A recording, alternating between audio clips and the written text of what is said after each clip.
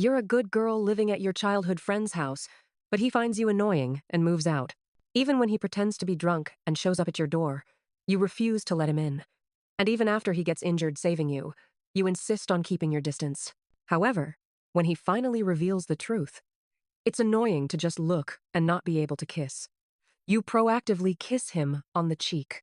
The day I planned to confess to Luke, my childhood friend, I accidentally overheard his conversation with a friend. The boy's tone was weary. She's been staying at my house. It's pretty annoying. That night, I neatly packed my bags and moved out of his house. Later, on graduation day, Luke pretended to be drunk and insisted on coming home with me. But as soon as we entered the house, he pinned me against the door. Finally, you're an adult. Living in my house for so long, just looking and not being able to kiss, it's really damn annoying. The day I moved out of Luke's house, he went to a competition. But during the long break on Monday, he still stopped me on the playground. Why did you move out? Luke blocked my way, his familiar cool scent wafting over me. He lowered his gaze and stared at me. I avoided his gaze and didn't answer, just wanting to go around him and leave. But Luke immediately blocked me again, his brows slightly furrowed. Did I upset you? Class is about to start. I need to go back to the classroom. There were only a few people left on the playground. As soon as I pushed Luke away and took a step, I was picked up around the waist. Luke! The boy ignored me, holding my waist with both hands and sitting me on the higher flag-raising platform. Luke propped his hands on either side of my legs, his back slightly bent, his gaze fixed on me. Jennifer, talk to me. I couldn't quite withstand such an intense gaze, and in a panic, I pulled up my hoodie hood, hiding most of my face. My refusal to communicate at this moment completely exhausted Luke's patience. He sneered coldly, his tone casual. Whether you speak or not is up to you. I'll just follow you home tonight anyway. I couldn't help but feel a little annoyed by Luke's occasional rogue behavior. I lifted my head from my hood, intending to fiercely condemn his misdeeds. But I didn't expect him to be so close. The moment I looked up, my lips brushed past his chin. The molecular motion in the air slowed down at this moment, infinitely amplifying my embarrassment. Our eyes met, and Luke's expression wasn't exactly calm. My bangs almost exploded. Stuttering, I couldn't explain a single word. Seeing the emotions in Luke's eyes surge even more intensely, I instinctively wanted to escape. But before I could jump off the stage, he seemed to sense my intention. He pressed me back down again. Jennifer, who taught you to kiss someone and then run away without saying a word? Luke's hand, through my clothes, rested on my waist. He scoffed with dissatisfaction. Can you be any more of a jerk? This guy, who complains about me behind my back while being intimately affectionate like a central air conditioner, is accusing me of being a jerk? The shame I felt earlier instantly vanished, replaced by endless anger. At times like these, my habit of speaking without thinking resurfaced. Luke, don't push your luck. Do you want to kiss me back? At this moment, it shouldn't have been the air that was dead silent. It should have been me. Luke, uncharacteristically, didn't mock me back.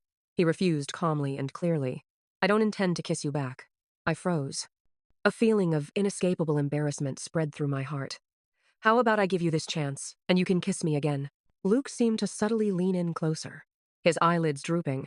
His gaze fell on the lower half of my face. His voice was low and mellow, seemingly with a hint of coaxing. This time, kiss a little higher. I stared at him in astonishment, slowly processing the meaning of his words. Luke didn't rush me, just gently rubbed his hand. Suddenly, his gaze froze. He immediately pulled me off the stage and put some distance between us. I followed his gaze and saw my school beauty deskmate, Julia. What were you two doing just now? Julia's eyes were scrutinizing as she stared directly at Luke. Luke didn't spare me another glance, his tone distant. Just passing by. After a brief explanation, he left alone. I watched the boy's clear silhouette, and only then realized, belatedly, that at some point, he had started treating Julia differently. When Julia was around, he always kept his distance from me. Luke had been firmly nailed to the scumbag rack by me. So much so that when I saw him again in the auditorium that afternoon, discussing the graduation performance play, I managed to completely ignore him. Our female lead, playing the drunken princess, has been decided. It's Jennifer. Everyone has no objections. Then there's the male lead issue. Originally, the vice president was going to do it himself, because when we asked Luke before, he ignored us. Now, for some reason, he suddenly agreed. So the male lead is a choice between two. As soon as the president finished speaking, Luke slowly appeared in everyone's sight. How about you, Jennifer? Decide for yourself. After all, he's your male lead. I felt Luke's gaze on me, but I still walked to the other side without hesitation. The vice president is quite good. No need to consider anyone else. Out of the corner of my eye, Luke, leaning against the window, twitched the corner of his mouth. The vice president also grinned, kneeling on one knee before me. He exaggerated. "Princess, please get in." My reply was interrupted by a light scoff from not far away. Luke stood by, arms crossed, a sarcastic curve on his lips. I knew he was about to say something snarky. "You're quite good at acting. This role should be played by him." I looked at him in surprise, but the next second, Luke walked over. He casually patted the vice president's shoulder. "My friend, I can't compete with you for the role of the coachman." Then, he unexpectedly pulled me to his side. "I'll settle for being the male lead." This sudden turn of events completely threw the president off. The president actually preferred Luke as the male lead. Mainly, Luke just looks like a male lead. The vice president was quite resentful upon hearing this. I didn't back down, politely dropping a refusal and leaving. "I don't want to act with Luke. Please reconsider, President." As soon as I walked out of the auditorium, Luke, who had caught up, dragged me away like a chick. Sometimes, I really hate my 1.58-meter height. "Jennifer, you've got guts." Luke cornered me against the wall, bending one knee to block my leg to prevent me from leaving. The boy sneered, his eyes sharp. "You kissed me and won't admit it, and now you're planning to film intimate scenes with someone else?" There was a scene in the play where the male and female leads had a staged kiss.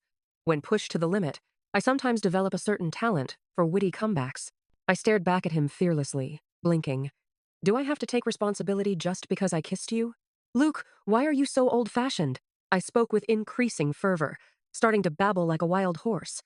"I've kissed plenty of people, and none of them have whined like you, endlessly demanding an explanation." I felt guilty after pretending to be a player. "You've kissed plenty of people?" Luke's expression didn't change, but his voice was chilling. "Jennifer, tell me, who else have you kissed?"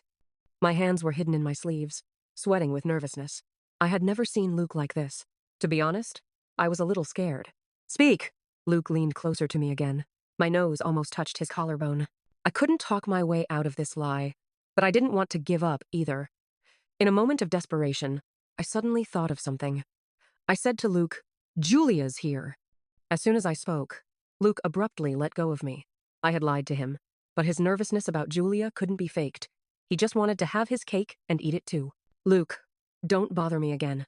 I fought back the burning in my eyes. "Scumbags like you should be buried in the dirt forever." Before Luke could react, I pushed him hard and ran back to the school building. My terrible mood hadn't improved much. So when the vice president invited everyone to the club after school, I, for once, didn't refuse. The night rain pattered. I'd only had a little to drink, so I was still rational. But when I got to my doorstep, I found a drunk. "Luke, what are you doing at my door?" The boy lazily straightened up. The dim hallway light hid the emotions in his eyes. "Wrong way." His voice was still clear, so he probably wasn't completely drunk. "I've already called the driver to pick me up. Can you let me in to get out of the rain first?" Although I really wanted to refuse, I reluctantly opened the door out of respect for Luke's mother. As soon as I entered, Luke grabbed me by the waist, lifted me up, and placed me on the cabinet by the door. "Luke, why do you always like to put me in such high places?" The boy was close, and the smell of alcohol mixed with a faint tobacco scent on him wasn't unpleasant. "You can't get down by yourself. Isn't that the only way you'll listen to me?" Luke's slightly damp black hair hung in front of me, his eyes deep. "I won't ask how many people you've kissed yet. But Jennifer, this is the first time I've been kissed." Luke raised his hand and lightly stroked my chin. It made me shiver. Trying to turn hostile after getting a freebie won't work with me. I trembled, my back against the cabinet. I looked at the boy so close to me. "Then what do you want?" Luke's smile was cold as he leaned in. "To get it back tenfold." I instinctively covered my mouth with my sleeve. Under the influence of alcohol, I unseasonably remembered the grudge in my heart. I took out my phone and brought up Julia's contact screen. "Aren't you afraid I'll tell Julia if you do this?" The boy's movements froze in midair. Just as I thought he was going to back away, the phone in my hand was suddenly snatched away and thrown onto the nearby cabinet. "Don't mention her." The next second, Luke half lifted my hand. His knee pressed against my legs, and his other hand held my waist. A kiss then landed on my right wrist. I froze in shock, until I felt my wrist being licked. "Luke!" I shivered. "Let go of me, you pervert!" the cold moonlight cast on his slightly lowered eyelashes, concealing all emotions in his eyes while adding a touch of divinity. Yet, it formed an extreme contrast as he kissed with an almost devout posture. But that didn't change the fact that he was a pervert. My struggles were fruitless, so I aimed for his ear, which was close by. Adhering to the principle of an eye for an eye, I unhesitatingly opened my mouth and bit down. Immediately, my wrist was released. I heard Luke's muffled groan. I thought I had bitten him hard, so I timidly released my teeth. "Did I bite you hard?" Luke said nothing, staring at me with eyes like a bottomless abyss, which was unsettling. I continued to accuse him, though not entirely justifiably. "You wouldn't let go of me. That's why I bit you." Luke closed his eyes, his head gently resting on my shoulder. His voice was low and hoarse. "You can't just bite me here in the future, got it?" It wasn't until much later that I found out. Ears were Luke's sensitive spot. Even more sensitive than, well, you know. The next day, when Luke swaggered into class with teeth marks on his ear, it caused quite a stir. "Holy crap, Brother Luke. What happened? You ran off halfway through drinking last night? Don't tell me you went to find the owner of those teeth marks?" I pretended to be calm, stacking books one by one on my desk, acting as if it had nothing to do with me. Luke had a tired look in his eyes, and indifferently threw out a "get lost" before ignoring them. It wasn't until a girl spoke up to comfort the literature committee member. It definitely wasn't a girl who bit him. I haven't seen Luke get close to any girls, so don't worry, you still have a chance. The sound was just loud enough to reach Luke's ears. The hecklers also heard it and asked gossipy, "Brother Luke, a girl bit you, didn't she?" He calmly raised his eyes, as if deliberately speaking to someone. "Yes." My hand trembled, and the last book I stacked fell. Suddenly, a flash of white skirt appeared in my peripheral vision. Julia walked up to Luke. She sneered. "I wasn't wrong, Luke. You're just a fickle playboy." After saying that, she took out her phone and walked out of the classroom. "Wait." Luke pushed his chair back and blocked her path. I watched quietly, but an untimely thought came to mind. True love gives the other person enough respect. For instance, at this moment, Luke, though standing in front of Julia, maintained a polite distance. "No, Julia, let me explain." Luke's nervousness was evident. "Explain what?" Julia turned her head, a slight smirk on her lips. "Isn't this a girl's bite mark?" "At this." Luke suddenly glanced at me, then quickly averted his gaze, finally conceding. In this farce, I hadn't appeared for a second. Yet only I knew. I was the clown with the worst acting in the play. I could clearly feel Luke's deliberate distance from me, but he still didn't seem to have appeased Julia. During class, Julia angrily shook my arm. "Luke is such a jerk." I gripped my pen tightly, pressing so hard it almost tore through the paper. I softly echoed. "Yeah, I'd been Julia's deskmate for 3 years. Though she was quiet, she was a decent person. In our second year of high school, she even came to my house to help me with my studies. If she could finally see Luke clearly, it would be a good thing." When the male lead for the play was still undecided, an extra recommended someone, Jason, from the same grade. I heard that both he and Luke had recently taken an exam, but only Luke got the guaranteed admission spot. He seemed refined and gentle, and his personality was almost the complete opposite of Luke's. What I didn't expect was how much he valued this role. He even came to our class during lunch break specifically to bribe me. "Jennifer." Jason walked straight into our classroom. Luckily, there were only a few scattered people in the class. He placed a carton of milk on my desk. "I saw your classroom window was broken when I passed by this morning. I was afraid you'd get cold sitting in the draft, so I went to the supermarket and bought you a box of hot milk." Jason's gentle voice made it hard to refuse. I curved my lips and politely said, "Thanks. I'll just scan you the money." Jason shook his head and smiled. "You don't have to be so polite with me." "Why not?" A chilling voice cut in. Luke leaned against the table, a half smile on his face. "It's just a normal classmate relationship. It's rude to drink someone's milk and not pay for it. Or should I transfer it to you?" Compared to the perpetually hostile Luke, Jason remained unruffled. He merely glanced at Luke, then looked back at me and smiled gently. "Jenny, if you really feel bad, why don't you treat me to bubble tea after evening study hall?" "Jenny?" Luke interjected again. He straightened up and nodded. "That's a good way to call her. Besides Jennifer's few close friends, I haven't heard anyone call her that." His gaze at Jason was no longer aggressive. "Friend, it seems you'll be Jennifer's next best friend." What a jerk. Jason and I simultaneously ignored him. Just as I was considering how to politely decline Jason's offer of bubble tea that evening, he suddenly crouched down. Didn't you notice your shoelace was untied, Jenny? I immediately pulled my foot back and quickly said, No, no, I'll tie it myself. Jason, again, irresistibly took my ankle, pulling it towards him. It's okay. I immediately felt goosebumps on the spot a stranger had touched. I was about to kick him away, but the next second, his hand was pulled off. Luke's hand rested on his shoulder, his knuckles distinct. He looked directly at Jason, his tone uncharacteristically serious. You can be as attentive as you want, but keep your hands to yourself, understand? Jason's expression froze for a moment, then he quickly put on an apologetic face. I didn't think much of it. I didn't mean to touch you, Jenny. I subtly pulled my leg back. It's okay. Then, with great effort, I found 3 yuan and 5 jiao and put it in his hand. I sighed, lamenting. Jason probably really wants to play the male lead. Julia stood at the door. I don't know how long she had been watching. Only after Jason left did she come in. She commented lightly, This boy seems all right, refined and polite. Then she glanced meaningfully at Luke. Unlike some people who are fickle and irritable. Luke chuckled angrily, his clear voice suppressing his rage. Do you really think he's good? Julia snorted coldly, started fiddling with her phone, and didn't reply. Luke seemed even colder because he was ignored. His anger lasted until after school. During the last self-study period, my English teacher called me to record grades. When I returned to the classroom, almost everyone had left, except for Luke. I averted my gaze from his and walked past him as if I hadn't seen him. Jennifer! Luke was smoking again. This was my first thought as I walked past him.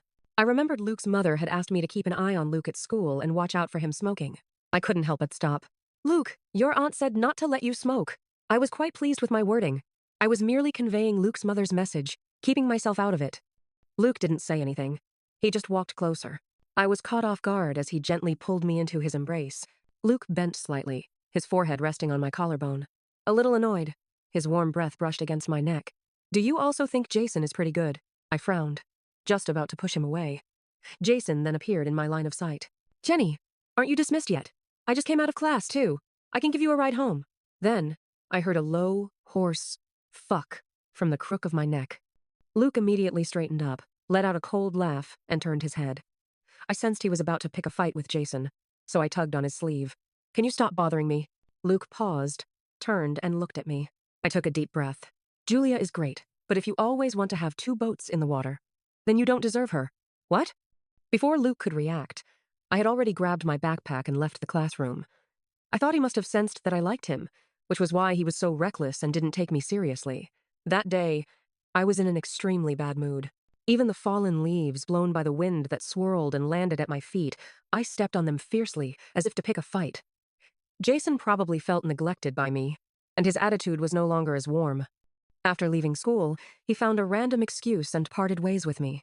Being honest with Luke didn't make me feel relieved. On the contrary, the next day during rehearsal in the auditorium, I kept avoiding Luke, but he walked straight towards me. There was fatigue in the boy's eyes. He didn't seem to have slept well either.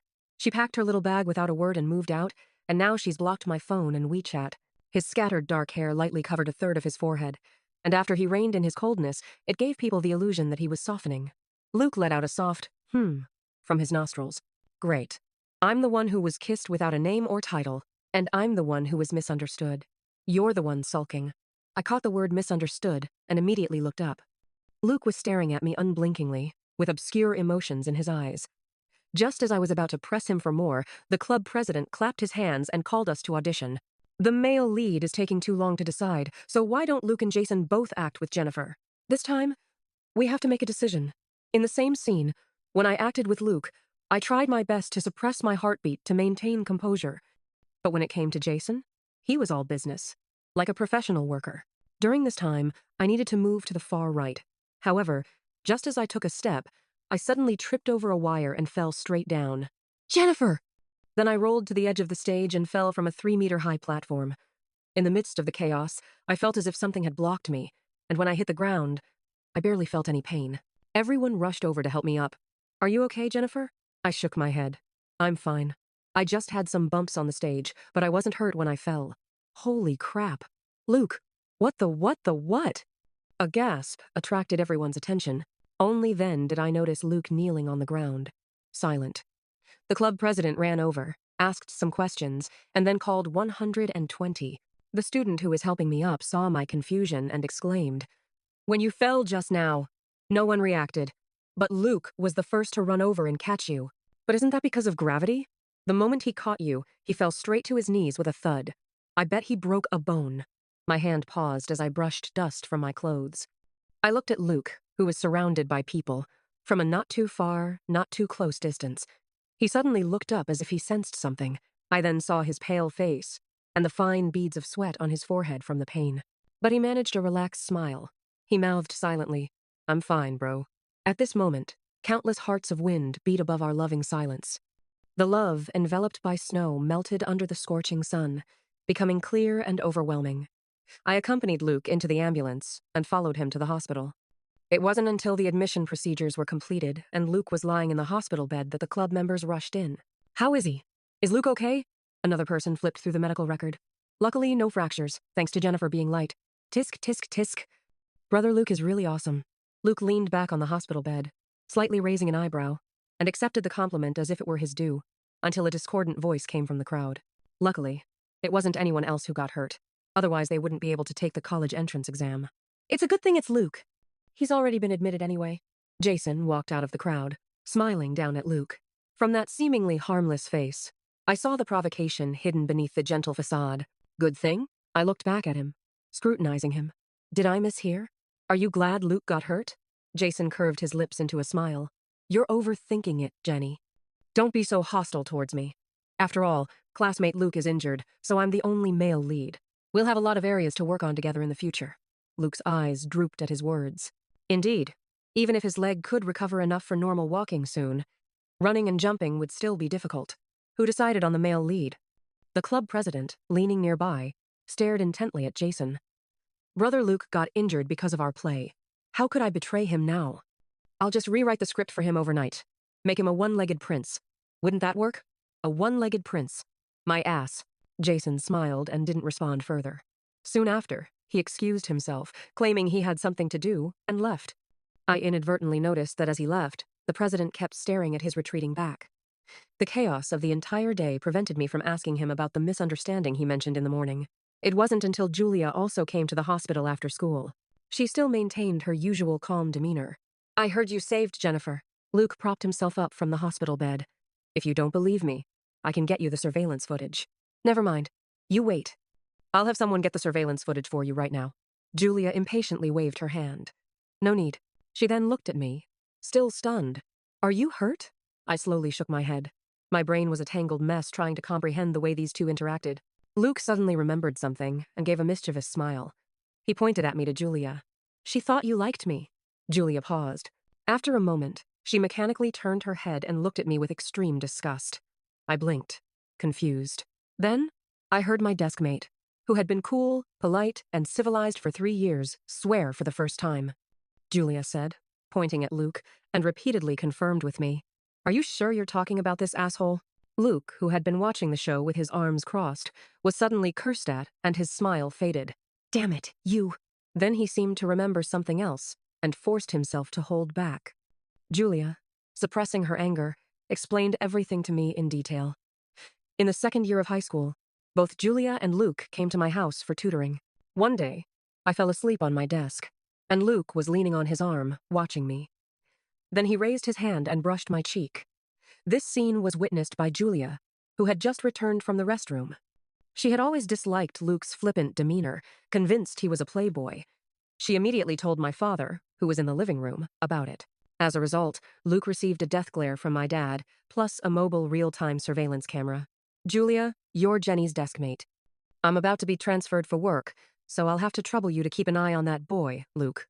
A friend of mine is one of the best tutors in the city. This holiday, Uncle will reserve a tutoring spot for you." Julia's eyes gleamed. "Don't worry. I'll make sure he doesn't get close to Jennifer, and I'll also help you assess Luke's character." Luke was disheartened. No matter how he explained, my dad scoffed at him. "Kid, if I find out you're trying to get close to my daughter with ill intentions again, I'll immediately have her move out of your house." I finally processed all the information. Everything made sense then. Luke wouldn't be too close to me in front of Julia. He'd also be so nervous when Julia misunderstood him as a playboy. He was afraid Julia would pull out her phone and tell on him to my dad. As for why I was the only one who didn't know about this, It's a bit dramatic to explain, but they all thought the other person had already told me. Julia's face remained cold even after she finished speaking, like an ice queen. I got up and trotted over to her, tugging at her sleeve to apologize. Don't be mad, smile, Julia, or you won't look like the campus belle. Clearly, when a beautiful woman gets angry, her words are quite direct. What do I need that crappy title for? Can it get me into a good school or give me free money? All right, all right. I tossed and turned, coaxing her for a while before Julia's expression finally softened.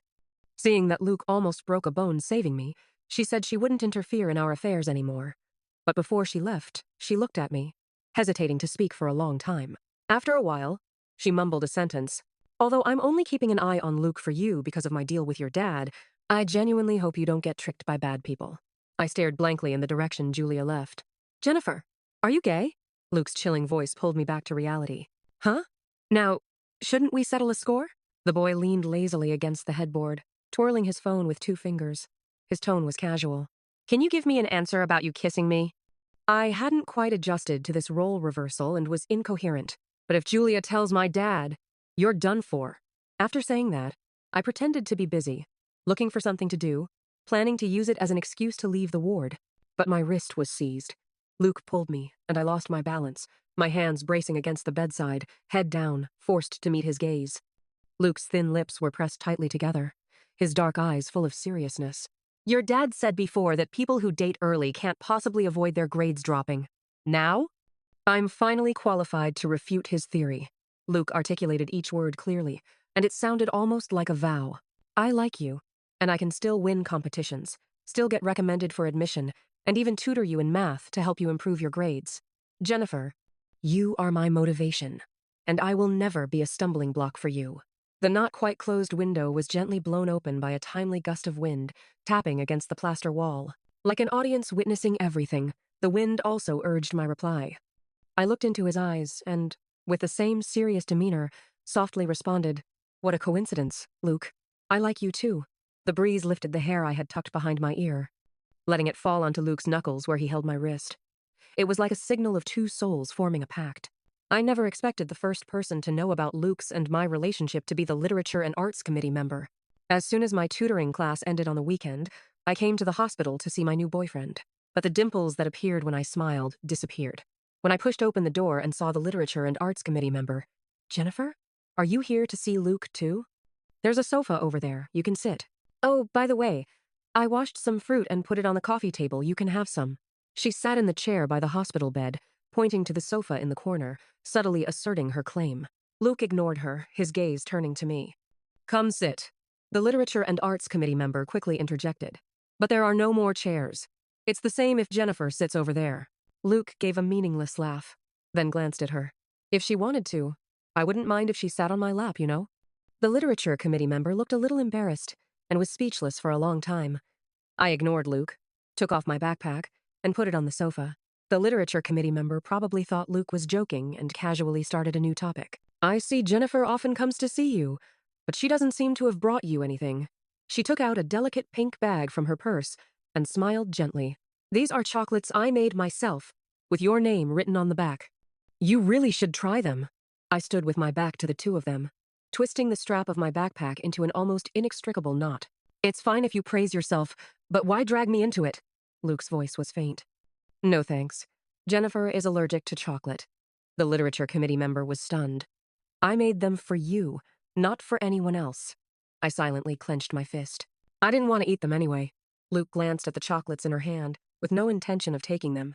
Then he looked at her dismissively, saying without emotion, I'm afraid that if I eat chocolate, I won't be able to kiss my girlfriend, Anna.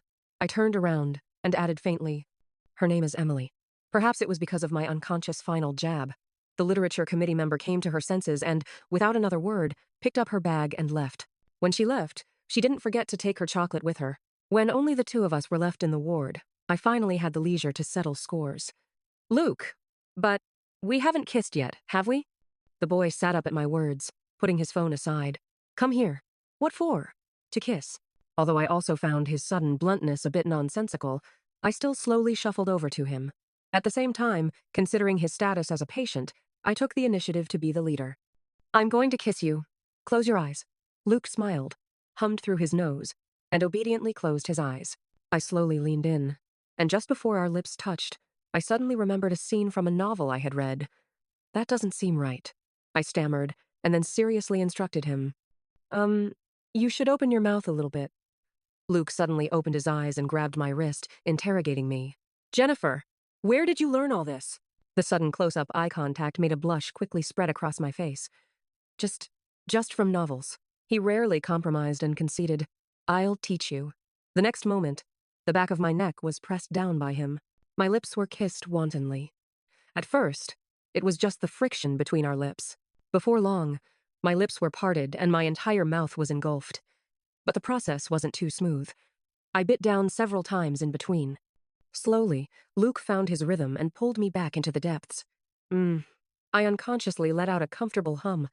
Luke paused his kissing and slowly pulled away. Our eyes met, and I pursed my lips, unconsciously swallowing. Luke's eyes deepened even further. I accused him in a low voice. Clearly, you weren't good at kissing when you first started either. Luke's biggest flaw was his excessive competitiveness. My words probably made him feel embarrassed, and he quickly pulled me back into his arms to kiss me again. If you think I'm not good, then practice more. We'll stop when you think it's good enough. Every few minutes, he would let go of me and ask for my opinion. How do you feel about this time? The consequence of this was that when Luke and I, who had just been discharged from the hospital, entered school together on Monday, everyone would ask me a follow-up question after checking on Luke. Jennifer, what's wrong? Why are you suddenly wearing a mask? I could only explain expressionlessly, I'm allergic. In reality, my lips were swollen. I never saw Jason again during the rehearsal that year. The club president directly announced Luke as the male lead. I've cut down on some of the larger movements, so it should be fine. The president's face was very grim when he said this. Luke sensed something was wrong, and suddenly asked, was Jennifer's fall from the stage last time intentional? The president grumbled but said nothing. Was it Jason? Luke was more perceptive than most, and could cut straight to the heart of the matter. The president then spoke, annoyed. I checked the surveillance footage and found that he suddenly shifted his foot and stepped on that wire, which caused Jennifer to fall. But I approached him about it, and he said it was an accident. Later, I even mentioned it to the dean, but they didn't take it seriously, all thinking Jason did it unintentionally, so it had to be dropped. Luke didn't say anything at the time. But when he didn't call me after dropping me home that night, unlike usual, I realized something was off. I only found out after contacting the president. Luke had asked for Jason's home address before he left. When I arrived near Jason's house, I saw a bright yellow sports car in the distance, accompanied by a low roar. That was the 18th birthday gift Luke's father gave him. He had already gotten his driver's license. I immediately ran over, but it was too late. I watched with my own eyes as the sports car sped towards a person stumbling and fleeing not far away. That was Jason. Just as my heart was in my throat, the front of the car stopped about a meter before hitting Jason. Jason fell to the ground in fright. I wasn't much better. My legs weak, rooted to the spot, unable to take a single step. The car door opened, and Luke, wearing a black hoodie, bent down and emerged from the low driver's seat. A half-smoked cigarette dangled casually between his fingers. Didn't you just say Jennifer didn't die anyway? Luke looked down at him, a mocking smile playing on his lips. Now I'm giving your words back to you. I didn't hit and kill you either. What are you afraid of, coward? Jason sat miserably on the ground, laughing sadly. You must be very proud, Luke. Whether it's academic ranking or family background, you always have the upper hand. I just wanted to take my anger out on someone close to you, and you still found out. I suddenly understood that Jason's inexplicable attentiveness towards me was just because of his baseless desire to win against Luke. No wonder, when Luke wasn't around, Jason and I were mostly cold and spoke little. I saw Luke walk towards Jason again and immediately spoke up. Luke! He stopped, and following the sound, saw me. I didn't expect his first reaction to be to hide the hand holding the cigarette behind his back. Jason was indeed scared stiff. Luke didn't bother with him any longer and quickly took me away. The atmosphere in the car was quiet. I carefully spoke. Luke. He tapped his fingertips lightly on the steering wheel, his brows slightly furrowed. Just one. A few seconds later, he added, Really? I said. Oh, then cautiously asked. Actually, I wanted to ask, you've only had your driver's license for a few months. Are you a steady driver? After all, I value my life quite a bit. Luke scoffed, his tense expression finally relaxing considerably. After that, we both tacitly avoided mentioning what had just happened. Jason's actions were thrown into a no man's land, with no one caring. Luke was already doing his best to help me get even. I shouldn't be so saintly as to say, "You shouldn't do that." That would be too much of a buzzkill. Before I knew it, the college entrance exam was just around the corner. The high-intensity study schedule made time fly by. Even after the exam was over, I still hadn't fully processed it. After the last subject ended, and the dinner party that night, Luke, who had only had one drink, shamelessly pretended to be drunk and insisted on coming to my house. But as soon as I opened the door and stepped inside, he pinned me against it. There wasn't a hint of drunkenness in his clear eyes. "Jennifer, you're finally an adult." As he spoke, his kisses fell from my forehead to the tip of my nose, one after another. Finally, they reached my lips. Living in my house for so long, only being able to look and not kiss, it's really damn annoying. After saying that, he kissed my lips. I closed my eyes and wrapped my arms around his neck. In my dazed state, I suddenly remembered what I'd accidentally overheard the day I planned to confess to Luke. "She's been staying at my place. It's pretty annoying. At the time, I never would have imagined it meant this." Luke pressed against me, kissing me deeper and deeper. My hand slowly moved from the back of his neck to his ear. Unconsciously, I reached out and rubbed it. The next second, Luke groaned and let go of me. I stared at his glistening lips, panting as I asked, "What's wrong?" He slowly leaned closer to me, his voice low and hoarse. "Didn't I tell you not to touch my ears casually?" "Why?" Luke's unfamiliarity sent a chill down my spine. "Are you going to take responsibility if you turn me on?" Just as I was about to ask again, I was rendered speechless by his body suddenly pressing against mine. He deliberately made me feel the trouble I had caused. Then, what should I do? I leaned against the door, not daring to move. I don't know how long it was before his warm body pulled away. "Forget it!" Luke walked into the bathroom with a hint of self-abandonment. Much later, when I first tried this manual activity, I accidentally hurt Luke. He lightly bit my ear and gritted his teeth. "Jennifer, what are you doing? Do you think you're cracking walnuts?" I just realized there's so much to learn about being in a relationship. The next day was the graduation performance, and we were scheduled to be the finale. I can't believe it. I just finished the college entrance exam yesterday. The tension just passed. And today I have to go on stage. I reassuringly patted the complaining vice president, who was playing the coachman. "It's okay. Your part is only half a minute. No need to be nervous." The vice president's eyes became even more resentful. The performance went smoothly, without any mistakes. The lights shone on Luke and me. He fixed his gaze on me, his clear voice reciting his lines. "I've liked you for many years, Princess," I asked him haughtily. "What is like?" Luke said. "It's wanting her to feel the gentle spring breeze, not the sudden chill. It's wanting her to see the afterglow of a midsummer evening at 7, not the unbearable heat. It's falling plain tree leaves and singing in the snowy fields, not the biting wind and bitter rain. She, to me, deserves all the best in the world." For a moment, I felt like I had truly entered the play. But soon, I sobered up. Because my Luke was no worse than the male lead in the play. At the curtain call, Luke and I remained in an embrace, motionless. Amidst the long and enthusiastic applause, in a place no one could see, I slightly tilted my head and lightly kissed Luke's cheek. "Happy graduation, boyfriend." The hand on my waist stiffened. Before the curtain completely closed, his low, mellow voice finally sounded. "Happy graduation, my princess."